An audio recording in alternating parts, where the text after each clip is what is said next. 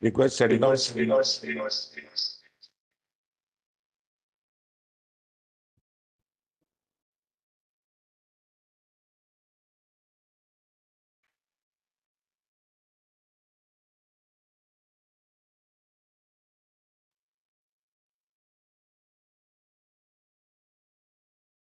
Excellency.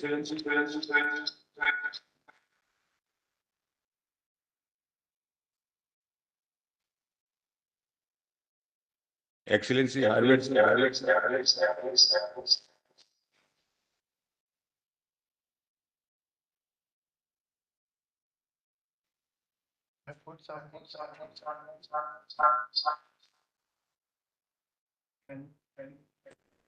Hello. Hello.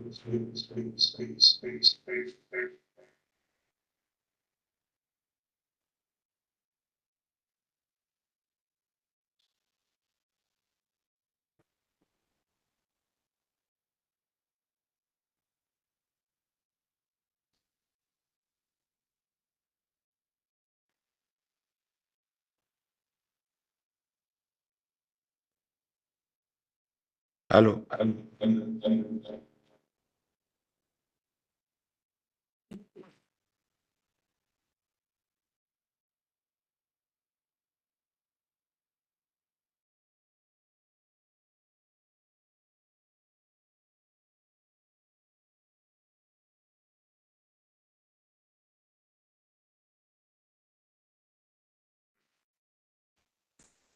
Excellency.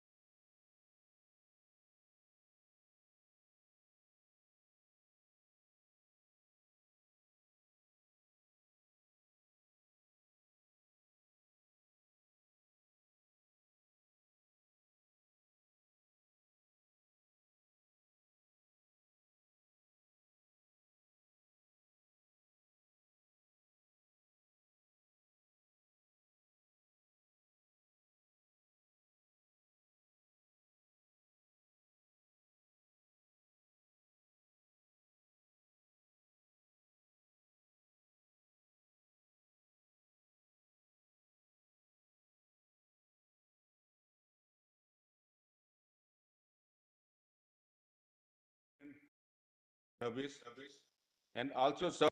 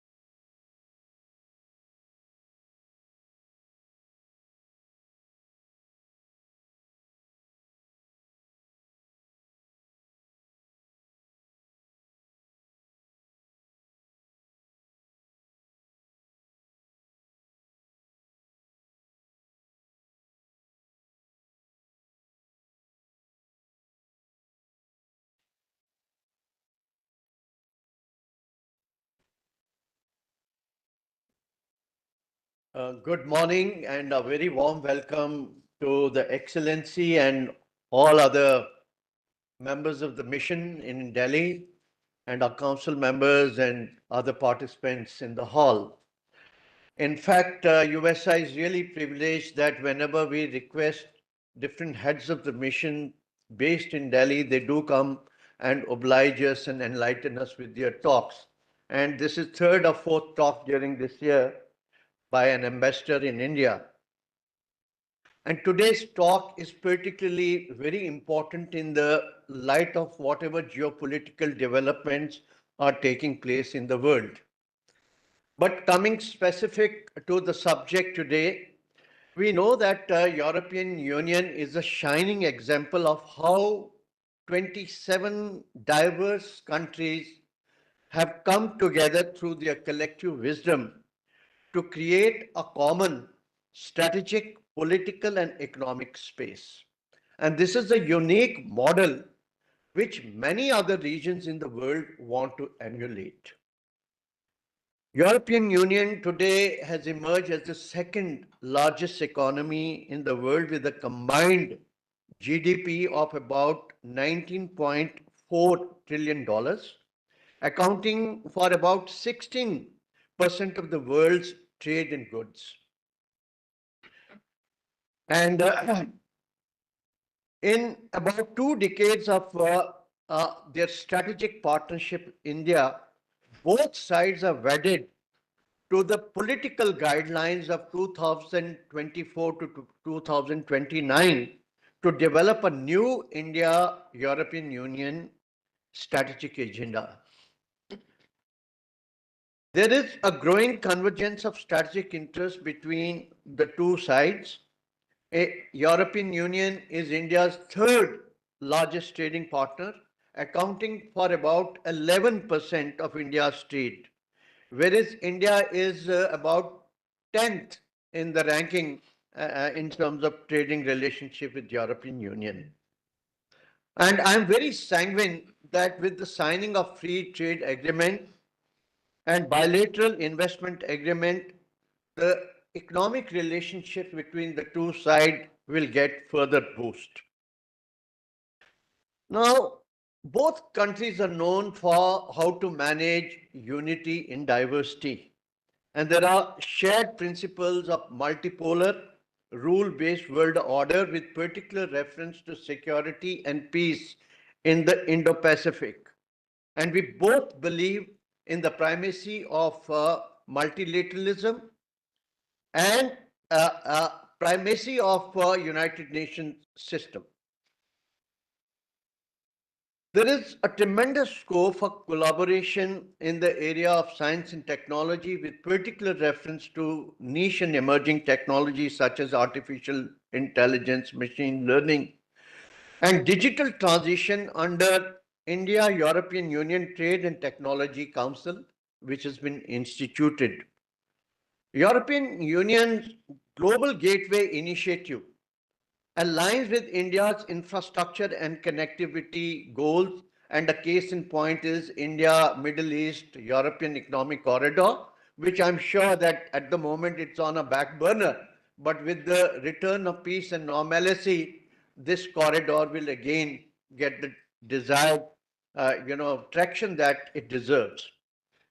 Defense and security is another emerging sector that offers hope and optimism in further cementing the relationship, and oppositions on maritime security, global terrorism, disruptive technologies, nuclear disarmament are totally concomitant. India's Atmanirbhar Bharat, that is Make in India program, offers plethora of opportunities for collaboration between the two sides in regard to co-development and co-production of state-of-the-art equipment and products. But both sides recognize that this relationship has to navigate through the choppy waters of contested multipolarity and dysfunctional multilateralism. The conflicts in Ukraine, West Asia, and the hotspots in Western Pacific, particularly South China Sea, Taiwan Strait, Korean Peninsula, they pose their respective strategic dilemmas and security challenges to both sides. Critical uncertainty related to the strategic behavior of new administration in US further compound this strategic milieu. It is in this backdrop, it's important for us to see that how we maximize our convergences and deal with the world that is characterized with volatility, uncertainty, ambiguity, and complexity. And I'm sanguine that His Excellency, with his credentials, will provide us a good insight into the entire dynamics of India European Union relation in the overall context of what is happening in the world. Without a further ado, may I request you to kindly enlighten us on the subject. Thank you very much.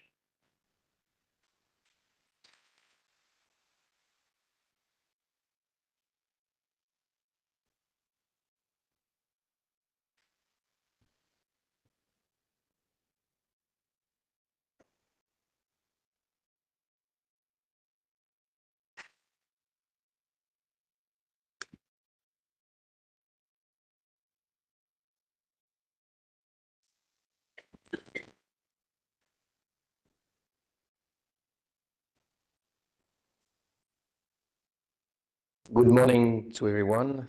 Namaskar. Dear Director General, Major General B.K. Sharma, Deputy Director General, Major General P.K. Goswami, thank you very much for having me today. I must say how happy and a privilege it is for me to be here at UCI. It's my second visit here, but the first time I am addressing the USI alumni and students. I really take pride in that because of what USI represents as the oldest and lead think tank on matters of national security and defense.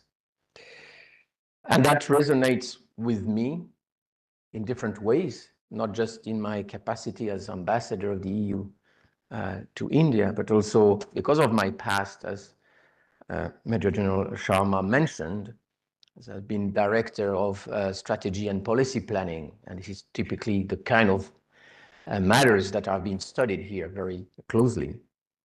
And also because I have an academic background, and I take also great interest in pursuing my academic career as professor.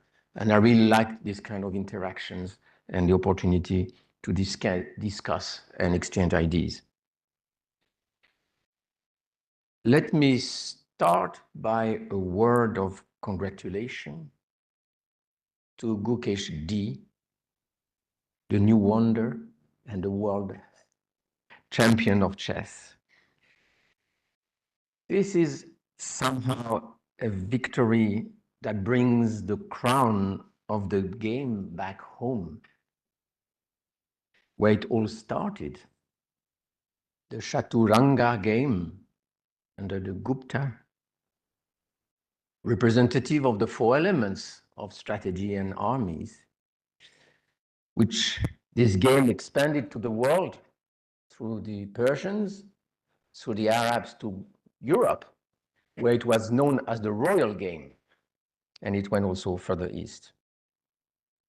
I'm mentioning it not only to salute the major feat of this new wonder, Gukeshdi, but also as an analogy to today's world of geopolitics, the checkered board of geopolitics. It's a matter of strategic acumen. It's a matter of tactical agility more than ever. On that account, India seems to have made a strategy for itself of multi-alignment, the capacity to advance its interest and navigate the challenges, seizing the opportunities that His Excellency Dr. Jaishankar, EAM, so eloquently articulated in his seminal books, The India Way and Why Bharat Matters.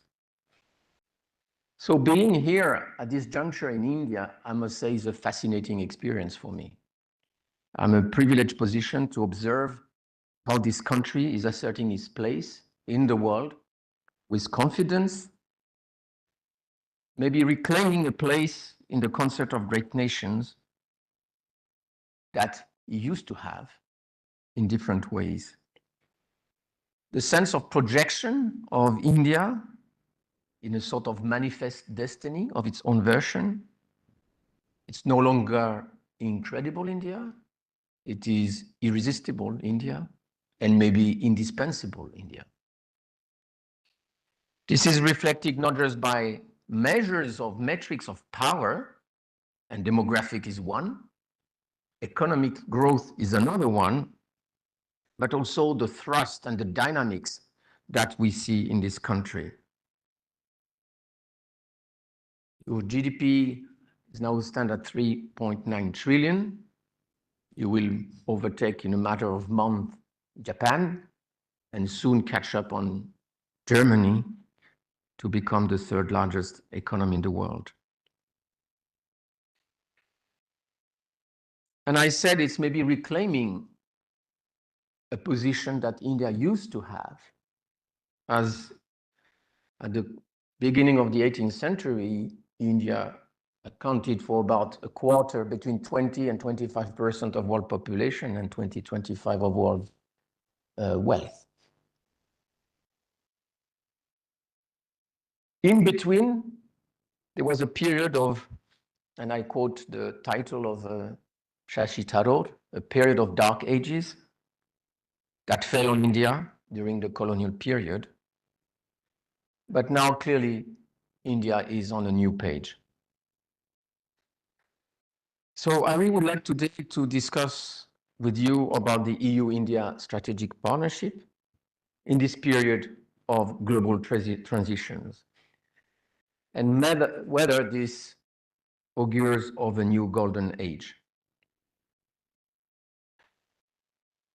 EU and India have a great destiny to shape and share together, born out of our strategic consideration, exogenous factors developed and resulting from the geopolitics, but also endogenous factors proper to the two geographies.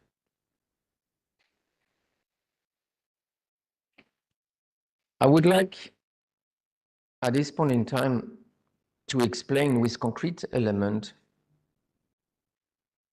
why this can become a reality. But let me first start with a few words about Europe. Where does Europe, EU stands today? Thank you, Major General Sharma, for recalling what Europe is. In short, this is a unique experiment in political history, an union of sovereign states agreeing to pool and transfer their resources and power in a common legal and institutional order. There is no other example. It's a union with no aggressive agenda. It's a union that has become a beacon of prosperity and stability. It's a union that seeks to promote global cooperation and global solutions to global challenges. And it's a union that stands with resolve in the face of danger. We learned it the hard way. We emerged from the ashes of apocalypse in the Second World War. We grew in the shadow of the Cold War. We thrived and got reunited in the post-Cold War. This year, in 2024, we celebrated the 20th anniversary of the single largest enlargement of the EU to 10 new member states when the Iron Curtain sailed, and Eastern and Central European countries through the yoke of Soviet imperialism from enslavement, as the famous Czech author Milan Kundera put it. In other words, Bronislaw Geremek, one of the leaders of Solidarnosc and a future Prime Minister of Poland, put it in these terms. We have been in a bad place. We want to be in a better place, and that better place is called Europe. 20 years later, after this enlargement, Europe got richer, stronger, with these 10 new member states whose growth and prosperity has been served well by getting reunited with the EU. It shows simply the power, the cohesive power of our single market and our economic and political integration. The EU does not pretend to represent the whole of Europe, but it is certainly the pivot of Europe. And the fact that 9 countries, want to become member states, they have a candidate status, speaks for itself. Of course, some would say one country has decided to take the opposite route. Can only see that the people in these countries seem to regret it already. Those countries in Europe share a commonality of principles and common aspirations to peace, prosperity, and security. Unfortunately, in our geography, a country, Russia and Belarus, have chosen another path, and through their belligerent posture, they have voted themselves out of the European house, and they put in danger the European security architecture.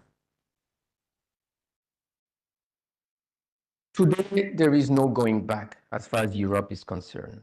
It has become what Konrad Adenauer, the German chancellor, said in the 60s, a magnet Europa.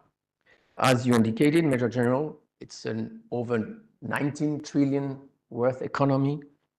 It's a democracy of 450 million people who went to elections this year for the election of the European Parliament. We enjoy a quality of life and standards among the highest in the world. In these times of resurgence of power politics and of imperialist aggression, the EU indeed embodies the most modern, and I dare say maybe the most subversive political project of our times. Despite our achievements, we are certainly not immune to challenges, economic challenges, demographic and democratic challenges, security challenges. On the economic front, there were a series of reports, including the Draghi report, on the name of the former chair of the European Central Bank and former president of the Council of Italy, Prime Minister, that we must restore our competitiveness. And this is the new priority for the European Commission. We are not deprived of assets. We simply need to mobilize them more effectively to complete our single market, to develop our capital markets union, so that we can pool all our resources. In Europe, we have among the most vibrant network of high-performance SMEs, the so-called Mittelstand.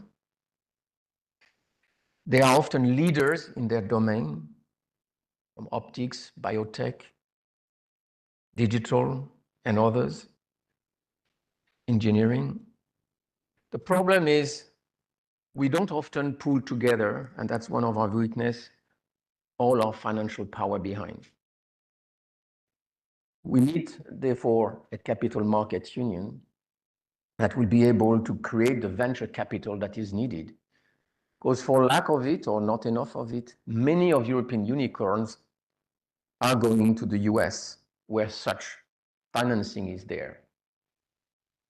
And on top of it, when the US put the IRA, the Inflation Reduction Act, that creates a siphoning effect. We are also the most advanced economy in clean tech and green transition. We will reduce our net emissions by 55% in 2030. We are on a good track. We want to be carbon neutral by 2050. Already today, 50% of our electricity is generated by renewable energy. 25% of our total use come from renewable energies. And this has been possible without denting our economic growth, making the argument that greening the economy doesn't go at the expense of economic growth. All this has been possible through a mix of technology that have been mobilized, developed in Europe, and regulatory environment. EU is often characterized as a normative power, and I just like to say, this is not a normative imperialism. These are norms and rules that we set for ourselves in the internal market. These reflect societal, people's choices, societal choices, but because of the sheer size of our economy and our single market, international competitors and companies choose to align with these standards, which becomes reference. Of course, it's well known, the GDPR on the data privacy protection, the general data protection rules, but sometimes it can go to very simple things like this, standard plugs for smartphones. Why companies change the plugs simply to create their own niche? Now you have a new rule that you will have one standard, and that is going to have externalities for the rest of the world. This is important for us that also in that context, we want to curb the extraordinary powers of big tech companies that have privatized our data and have turned us into their final consumers with our own data. This is the sense of Digital Service Act, the Digital Market Act, of all what we do with AI governance and to develop a more human-centric approach to technology and digital. We also have our demographic and democratic challenges. We have an aging population. And there is, let's admit it, in Europe, a very difficult conversation on issues of migration. For right or wrong, the EU is in constant discussions, internal discussion on the question of migration.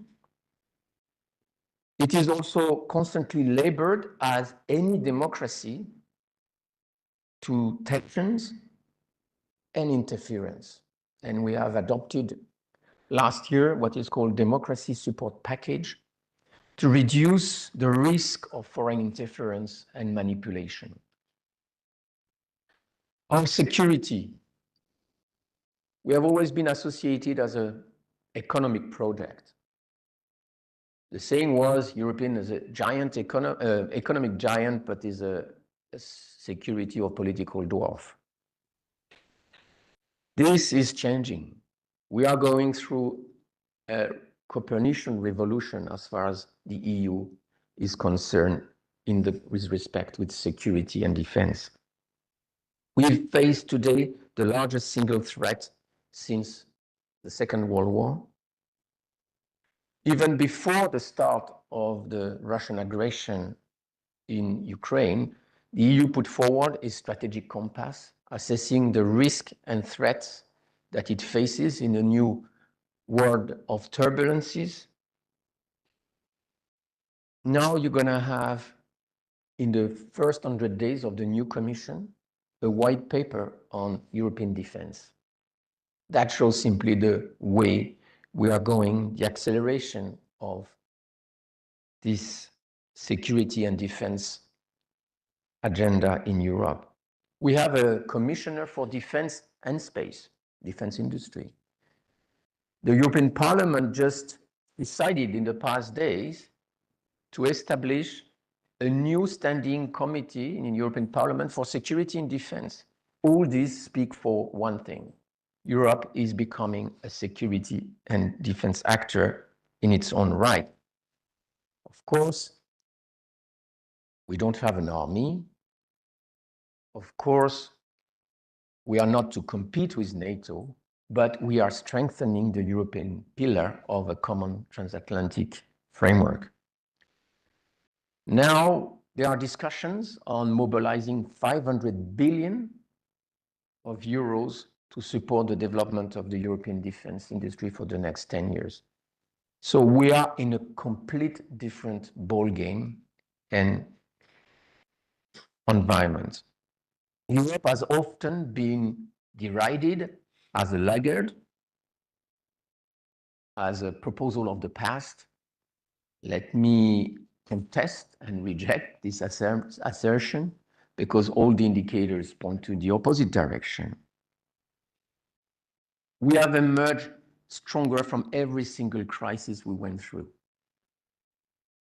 From the financial crisis, from the COVID, from the attack of Russia on our neighbors, on our neighborhood.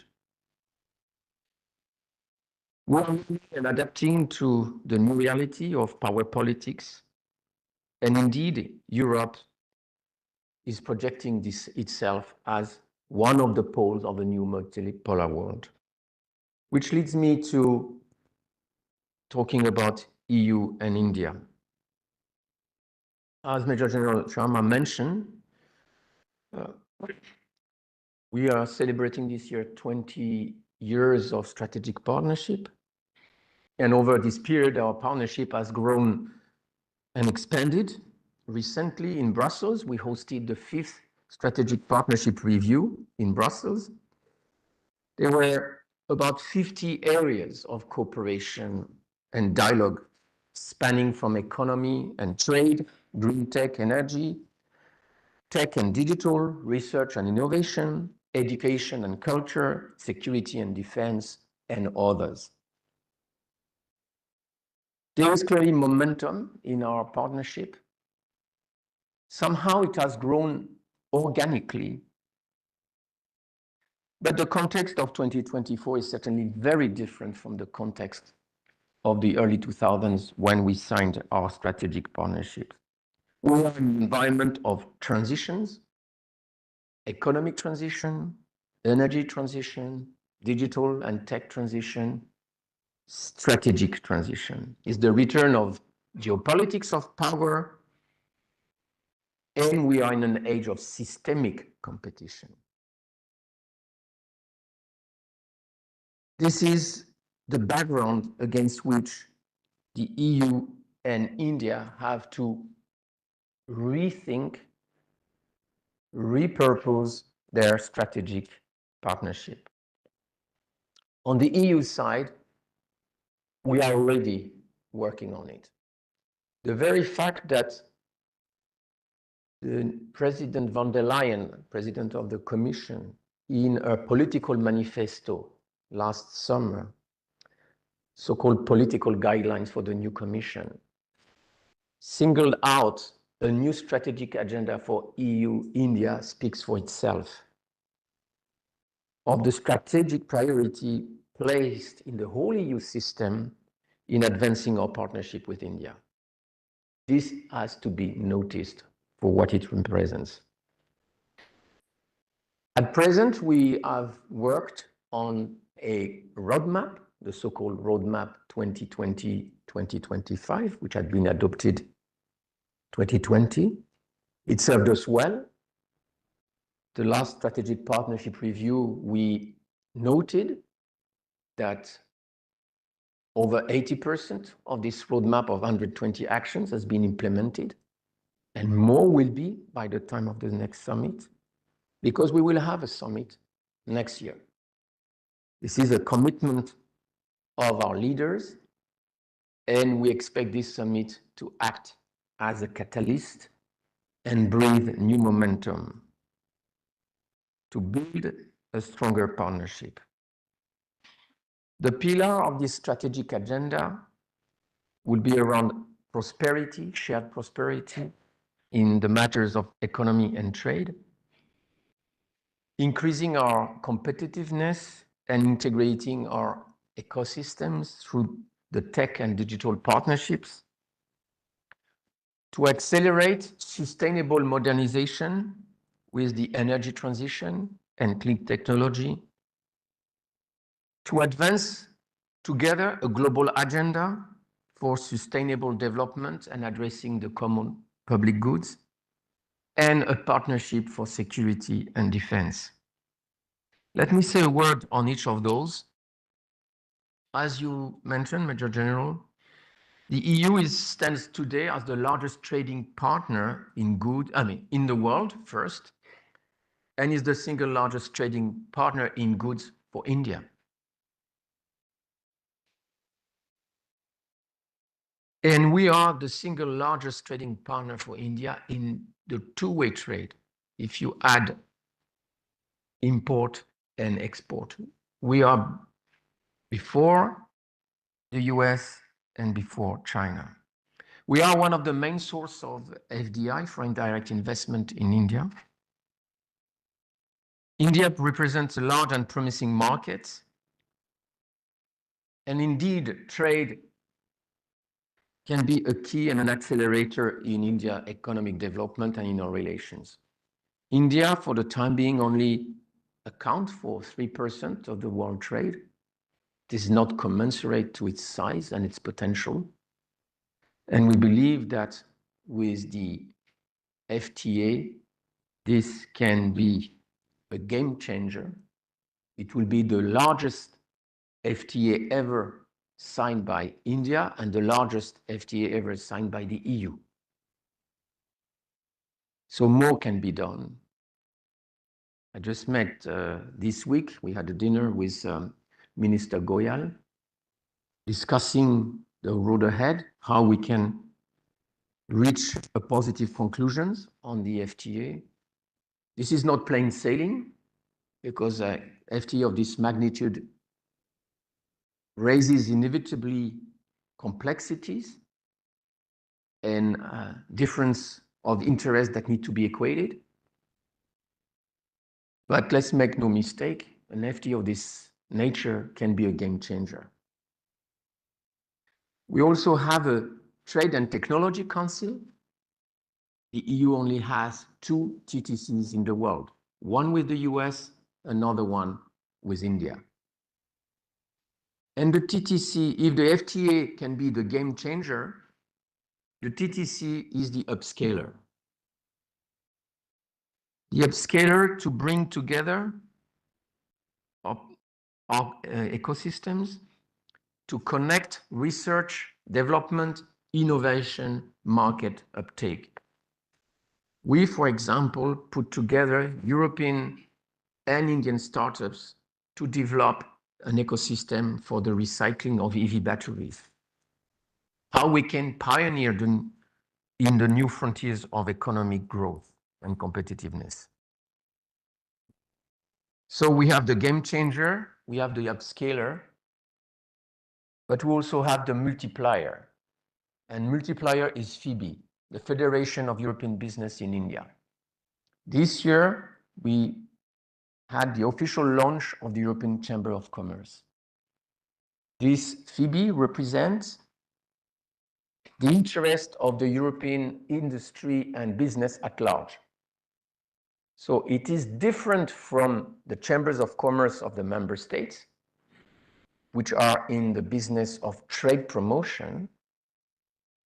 The European CB is in the business of policy discussion. How we are addressing all elements that can, on the one hand, accelerate the business between Europe and India, can enlarge the footprint of European business in India. Today, there is about 4,500 companies, and I'm sure when I use this figure, I'm way below the reality. This is moving fast. European companies that invest in India, make in India, generate jobs in India.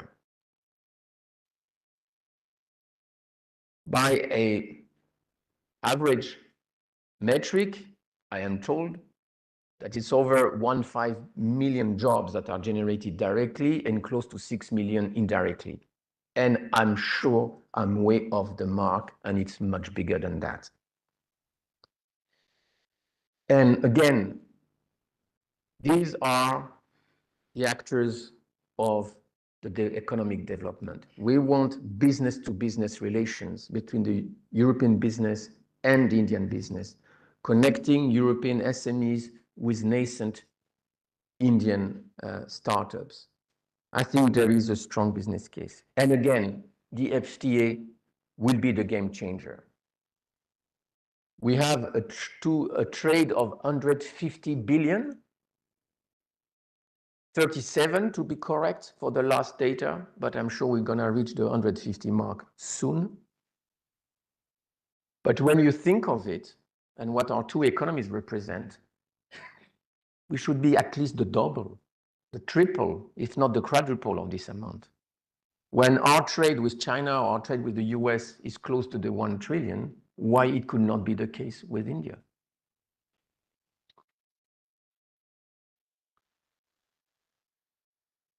It's also not just about trade, it's also about economic security.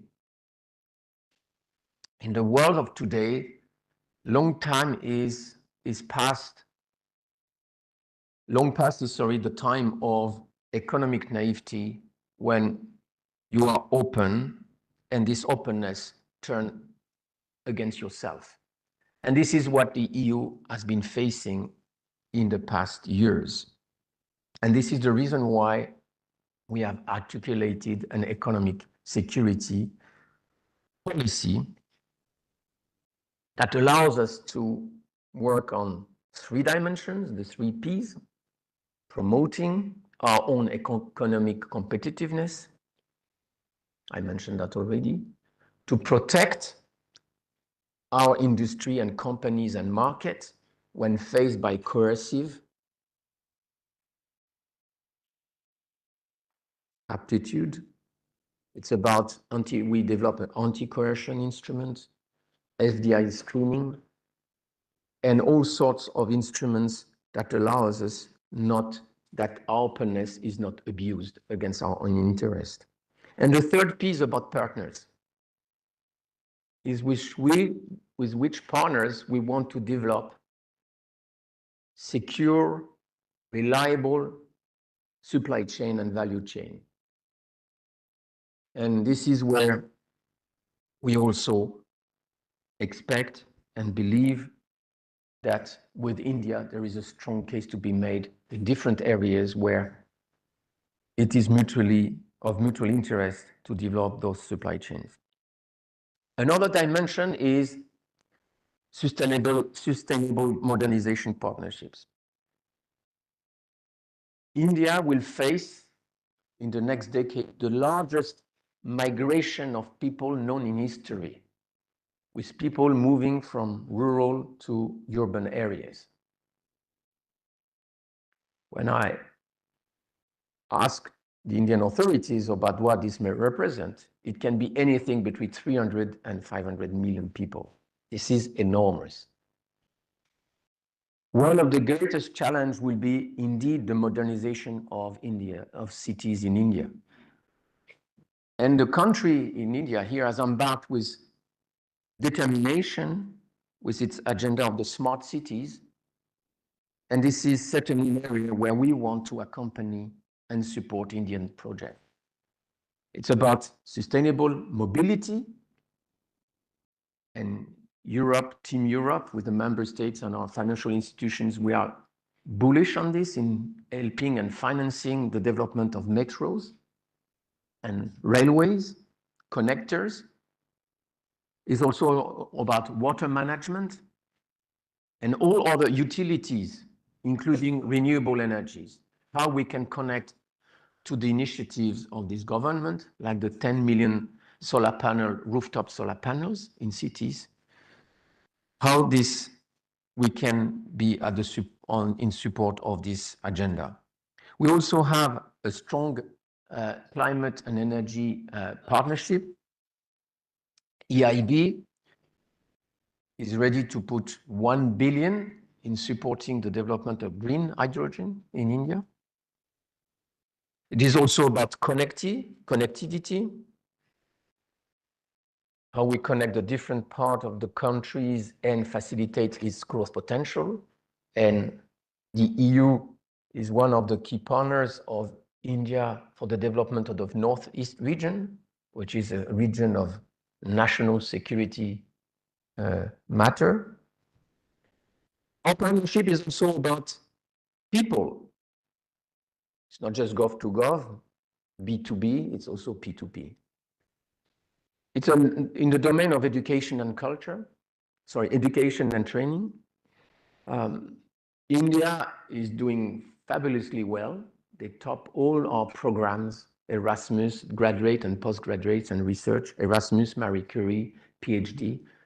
And every year, there are large cohorts of Indian students that go and travel and study in Europe, have a taste of Europe, and return in India.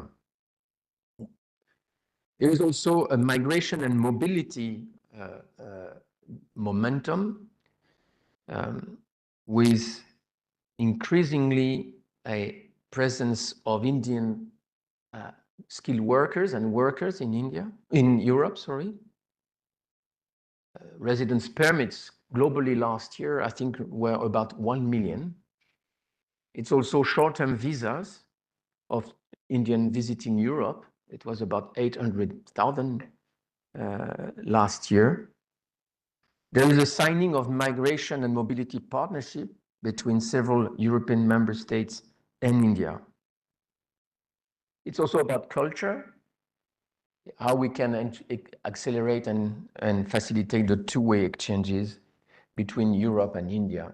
We just concluded the 29th edition of the EU Film Festival that brings the best of European movies, prize award movies, and it was a success, whether it was on display in Delhi, in Kolkata, or in Hyderabad. But fundamentally, it's also about a strategic choice. For EU, the strategic choice is articulated in different ways. Clearly one with respect to India, but also there is a larger strategic choice that has to do with the Indo-Pacific. We adopted our security Indo-Pacific strategy in 2029. This is a reflection of our vision, of our interest, our equities in this part of the world. And when I say Indo-Pacific, I would like also to particularly mention Indian Ocean, an ocean through which 40% of our imports and close to 30% of our exports travel on every day. And that's the reason why we have two of our main naval operations, Aspides and Atalanta, in the northwest of the Indian Ocean. This is a recognition of the interconnectedness also of the strategic theaters. And for those who have any doubt about that, just look at what are the effects of the no-limit partnership or friendship between Russia and China. look at the way the war in Ukraine developed with the presence of soldiers from North Korea, we cannot be in doubt. The strategic theaters are now connected. In recognition of this, just a few days ago, HRVP Kaya Kallas, in a first contact with Dr. Jashankar, agreed to hold the first ministerial strategic foreign policy dialogue in the coming month, as we need to engage on these big strategic issues.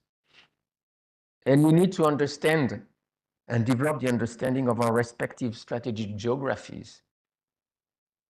That of India, with a neighborhood which has never been easy, with a geography that has put India in a sort of a strategic insularity, and the challenge, the strategic challenge posed by China.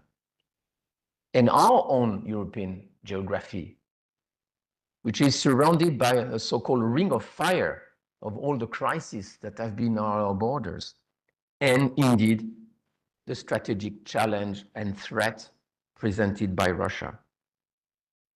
So we need to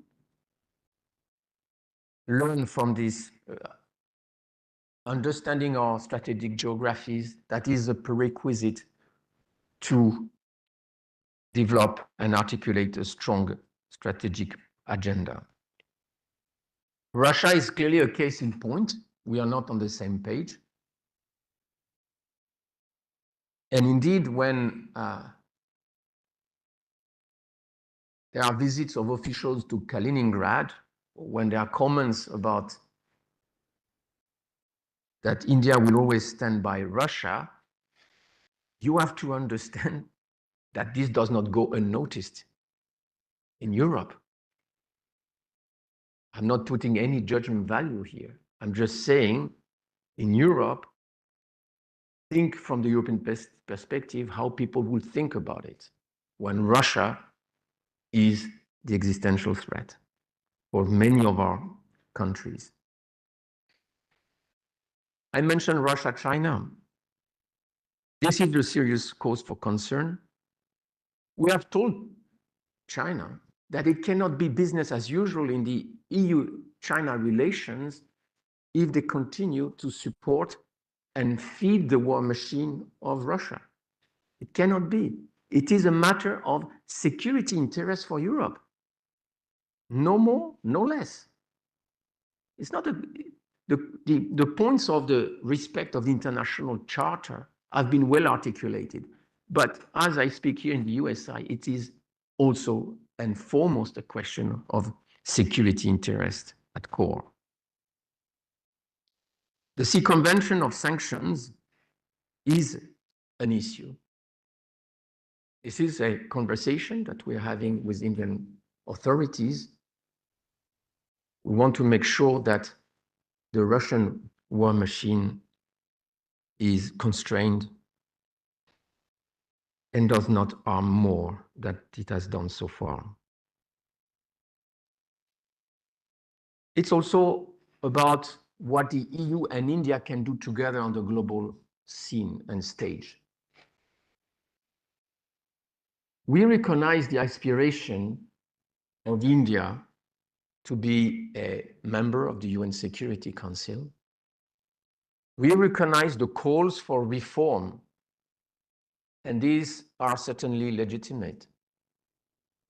And we see India in the camp of the reformists, as opposed to the camp of the revisionists, like China, Russia, and others, who simply want to destroy this order in their crusade against the West. On issues of global interest, sustainable development, global financing for development, governance of technology and in AI, governance of space, climate change. On all these issues, EU and India come out as bridge builders.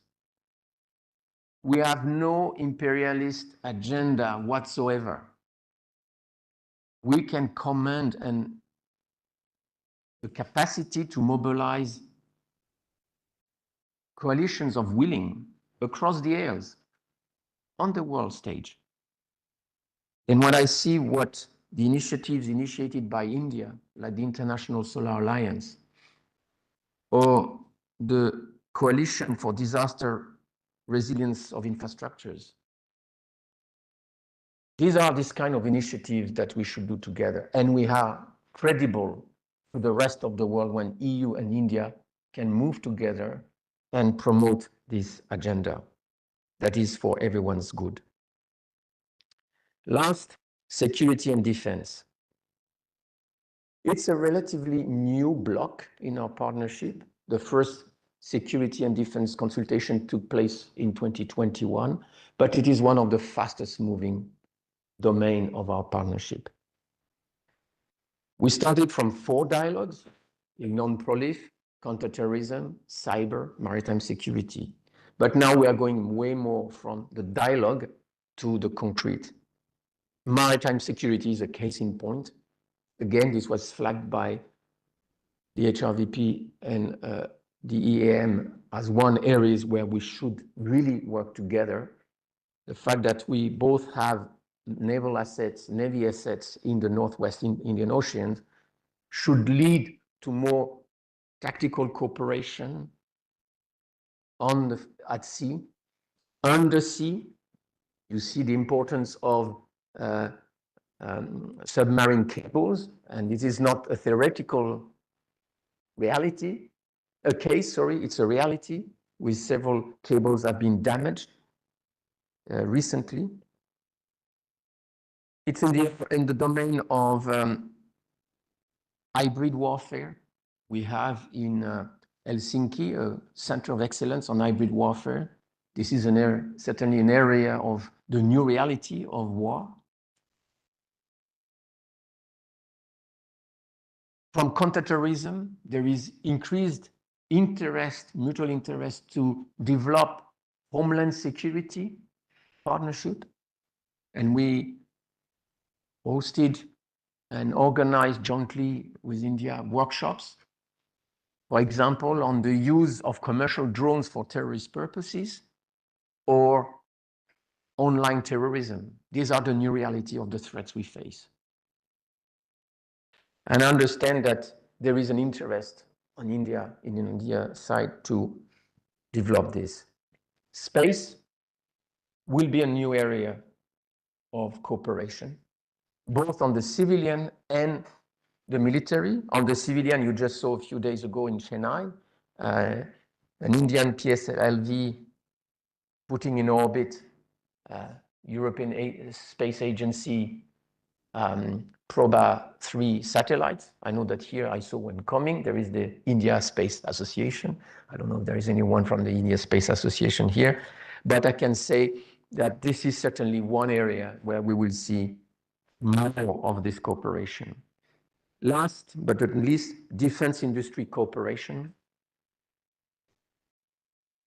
India has already shown its interest to be part of the development of the European defense industry, to be part of certain projects of defense capability development, so-called PESCO. I am sure that in the future, we will see more of this cooperation between the Indian industry, defense industry, and European defense industry.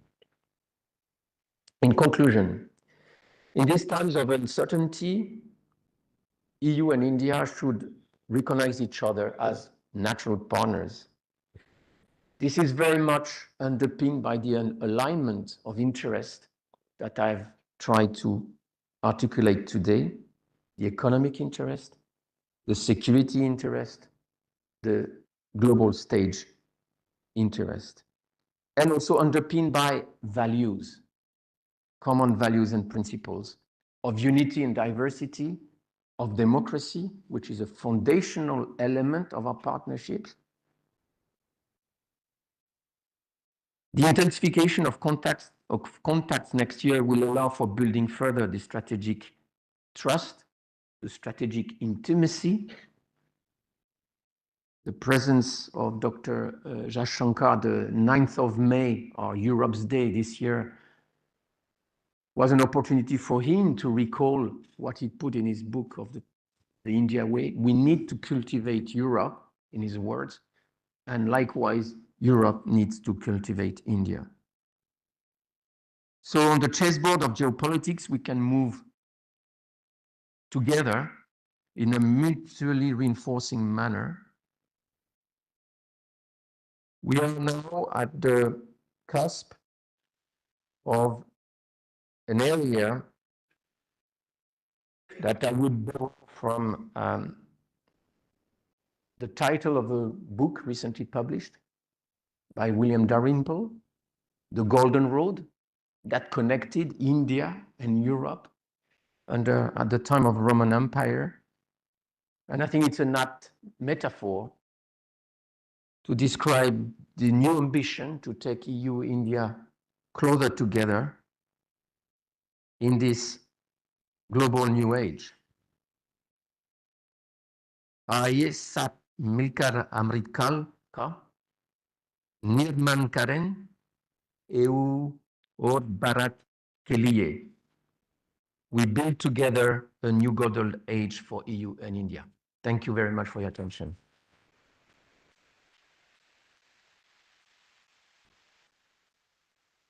Thank you.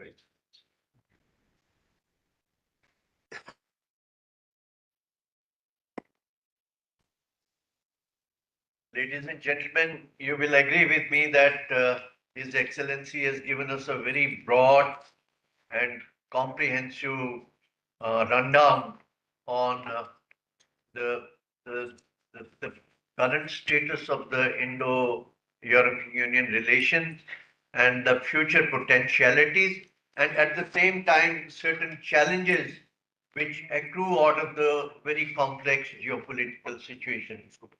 So we have about half an hour, and now we'll have the question-answer session. So we'll get a set of questions, maybe 3 questions at a time,